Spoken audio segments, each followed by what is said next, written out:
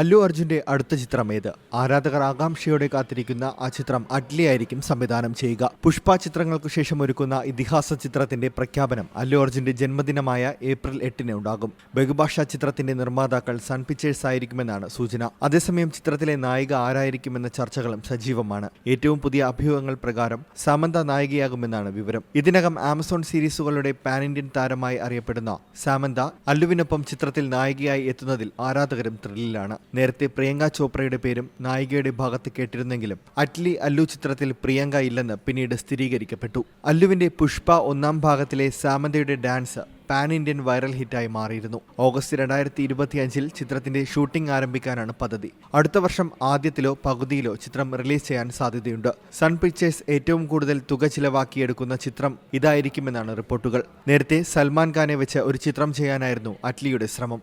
എന്നാൽ കൂടിയ ബജറ്റും പ്രധാന വേഷം ചെയ്യാൻ പ്രമുഖ ദക്ഷിണേന്ത്യൻ സൂപ്പർ താരത്തിന്റെ ഡേറ്റ് ലഭിക്കാത്തതും ആ പ്രോജക്റ്റ് ഉപേക്ഷിക്കാൻ കാരണമായി. സൽമാൻ ഖാൻ തന്നെ ഇത് നേരത്തെ തുറന്നു സമ്മതിക്കുകയും ചെയ്തിരുന്നു. Entertainment desk, C Malayalam news.